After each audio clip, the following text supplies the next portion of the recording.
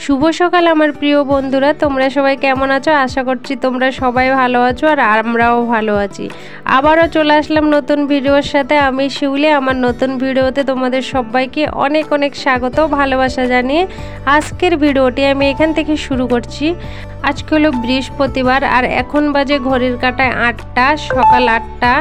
তো সকালবেলা ঘুম থেকে উঠে সমস্ত বাসি কাজ সেরে কিন্তু আমি রান্নাবান্নাও আমার কমপ্লিট।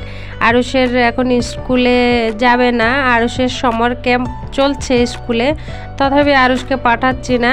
আর ও তো যাবে না, ওর জন্য চাপ নেই। আর ওর বাবার জন্য রান্নাবান্না কমপ্লিট। ওর বাবা এখনও ডিউটি বেরোয়নি, ডিউটি বেরোবে, তার জন্য রান্নাবান্না কিন্তু আমার কমপ্লিট। এখন আমি চলে আসলাম পুজো করতে।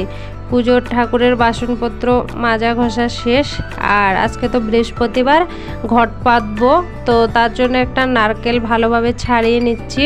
আমার প্রিয় বন্ধুরা, সব দিনের মতো আজকেও একটা ছোট্ট অনুরোধ রইল, পুরো ভিডিওর সাথে থাকবে। আর পুরো ভিডিওর সাথে থাকলে অবশ্যই ভিডিওটা ভালো লাগবে, ভালো লাগলে অবশ্যই একটা লাইক দেবে।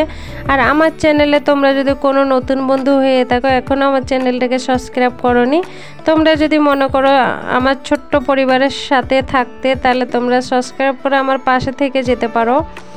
তো দেখো, পুজো কমপ্লিট করে আরুষের বাবাকে খাইয়ে দিয়ে ডিউটি পাঠিয়ে দিয়েছি। এদিকে আমি চলে আসলাম, সকালে যে স্নান করেছিলাম, তো ওই কাপড় চোপড়গুলো মেলতে এসেছি।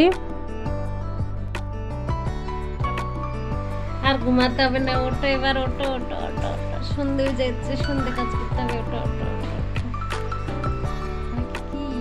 জামা কাপড় মেলে দিয়ে আসার পরের ভিডিওগুলো কিন্তু তোমাদের সাথে শেয়ার করতে পারলাম না, কেন বোনটি একটু জিদ করেছিল, মানে মোবাইলটার দরকার ওর দেখবে বলে। তো ওকে দিয়ে আমি খাওয়া দাওয়া করেছিলাম। তারপরে খাওয়া দাওয়ার পরে কিন্তু ডাইরেক্ট ঘুমাতে যাইনি দুপুরবেলা। তো অনেকগুলো সিলাই করেছিলাম, কিছু সিলের কাজ ছিল, ওগুলো কিছু সারলাম। সেরে বোনটিকে শোয়াতে যেয়ে আমি একটু ঘুমিয়ে পড়েছিলাম। বোনটিকে ঘুম ঘুমাতে বোনটিকে আরুষকে তো আমি একটু কিন্তু ঘুমিয়ে গেছি। ঘুম থেকে উঠে দেখো কাপড় চোপড় নিয়ে এসেছি, এনে এগুলো ভাঁজ করছি। 1টা থেকে পুরো 5টা অবধি কিন্তু ঘুমিয়েছি। তো এখন উঠে সন্ধে কাজগুলো করছি। তো ওয়াশিং মেশিনের উপরে যে নাইটিটা দিয়ে আমি ঢাকি আর কি ওয়াশিং মেশিনটা, তো ওটা একটু ময়লা হয়ে গেছিলো।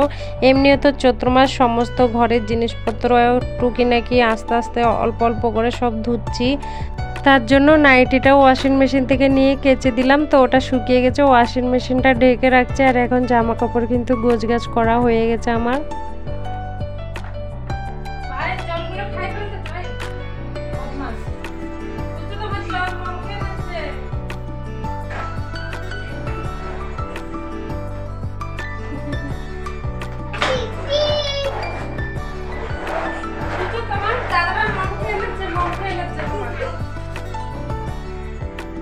সন্ধেবাতি দেওয়ার আগে ভাবলাম সন্ধেবেলায় কি করব আরুষের বোনটির জন্য। তো আরুষ বলছিল যে মা গোলা রুটি করো, তার জন্য কিন্তু সন্ধেবাতি দেওয়ার আগে গোলা রুটিটা ভালো করে জল দিয়ে চিনি দিয়ে গুলিয়ে রাখবো, সন্ধেবাতি দিয়ে এসে গোলা রুটি করব।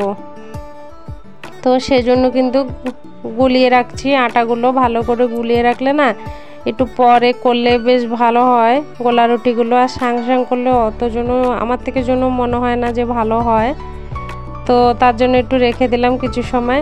সকালবেলা তো খাওয়া দাওয়া করেছিলাম আর খিদে ছিল না, তার জন্য দুপুরবেলা খাওয়া দাওয়া করিনি। ঘুম থেকে উঠে আমরা সবাই কিন্তু খেয়েছি 5টার সময়। তো ওই বাসন রয়ে গেছিলো তো দুটো, তো ওগুলো মেজে ধুয়ে নিচ্ছি বাসনগুলো।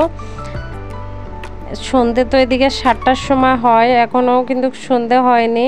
তারপরে বাসনটা ধুয়ে ঘরটা ঝাড় দিয়ে দিচ্ছি। তোমাদের দ্বারাও দেখাবো একটু পরে বাইরেরটা কেমন আলো আছে, কিন্তু এখনো সন্ধে হয়নি। এদিকে 6:30 বাজে কিন্তু।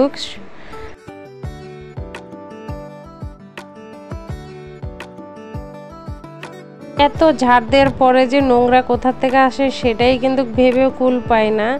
আর দেখেছো এখনো 6:30 বাজে, কিন্তু এখনো সন্ধ্যা হয়নি। ভিতরটা কেমন আমাদের অন্ধকার হয়ে গেছে, আর বাইরেরটা কত সুন্দর আলো, দেখতে পেয়েছো? তোমাদেরকে দেখিয়েছিলাম। সন্ধেবেলায় সন্ধেবাতি দেওয়া আমার হয়ে গেছে। আজকে যেহেতু বৃহস্পতিবার, তো মেন দরজাতে দুটো দীপ লাগিয়ে দিয়েছি। আর ঘরে তো পুজো করেছি। সন্ধেবাতি দিয়ে কিছু সময় পরে আমি গিয়েছিলাম গেটের কাছে, দেখলাম দাঁড়িয়েছিলাম, তো দেখলাম শাক এসেছে। তো কালকের জন্য শাক নেবো বলে ভাবছিলাম, তো তার জন্য কিন্তু একটা শাক বাছছিলাম। এখানে কিন্তু বিভিন্ন প্রকারের শাক আছে, রাত্রেবেলা কিন্তু বোঝা যাচ্ছে না মোবাইলে কি কি শাক আছে। তো এখান থেকে একটা শাক নিলাম। হ্যাঁ বাই।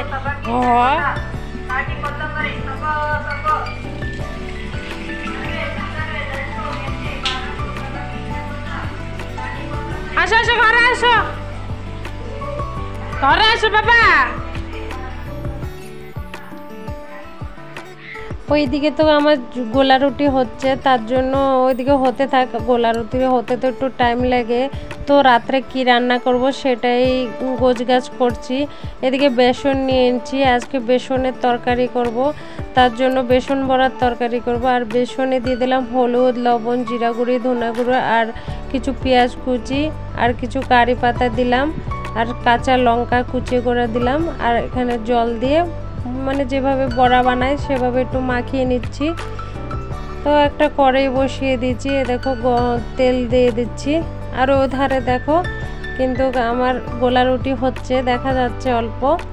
তো এখানে বেসন তরকারির জন্য আমি তেল গরম হওয়ার পরে জিরে দিয়েছি, ওইখানে কুচি করা কাঁচা লঙ্কা দিলাম, পেঁয়াজ দিলাম, কারি পাতা দিলাম, আর গোটা গরম মশলা দিয়েছি, আর দুটো তার সাথে তেজপাতা আর আদা রসুন থেতো করে রেখেছি ওগুলো দিয়েছি। আর এখন দিয়ে দিচ্ছি টমেটো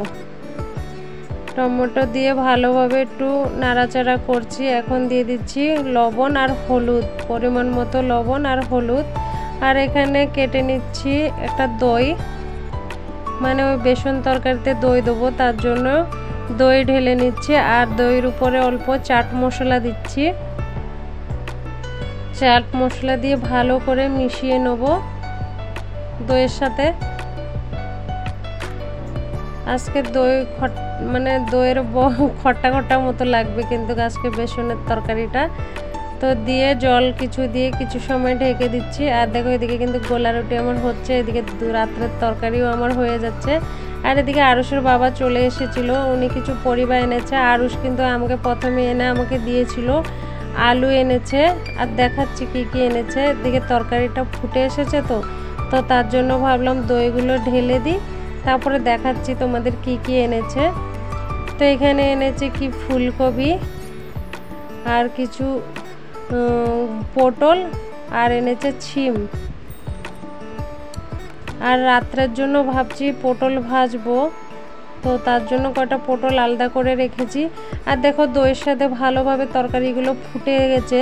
তো এখানে দিয়ে দিচ্ছি আমি বেসন যে মাখিয়ে রেখেছিলাম না, এভাবে মানে ভাজিনি বড়া, এমনি ডাইরেক্টই বেসন দিয়ে দিচ্ছি।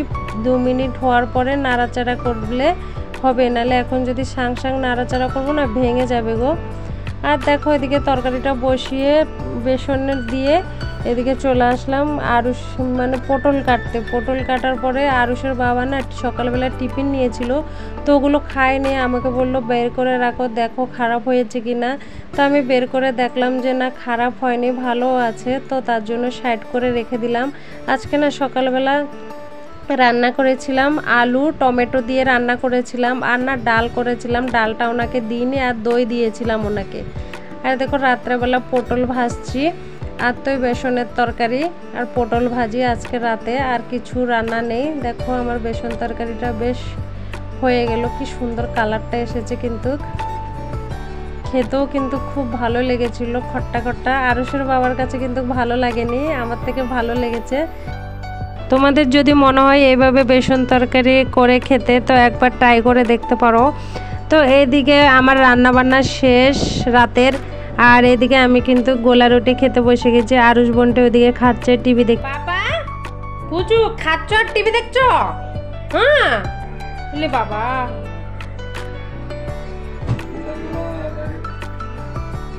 গুলো আরেকবার করো, আরেকবার করো, আরেকবার কিরকম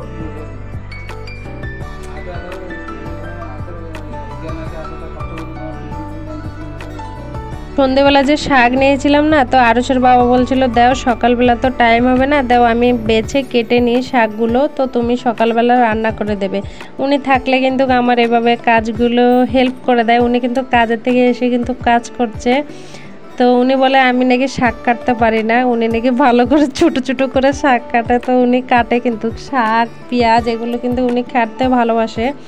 তো বন্ধুরা আজকের ভিডিওটি এই পর্যন্ত। যদি ভালো লাগবে অবশ্যই একটা লাইক শেয়ার কমেন্ট করবে। তাহলে আজকের ভিডিওটা এখানে শেষ করছি, দেখা হচ্ছে নতুন ভিডিওর সাথে। ততক্ষণে তোমরা ভালো থাকবে, সুস্থ থাকবে, টাটা।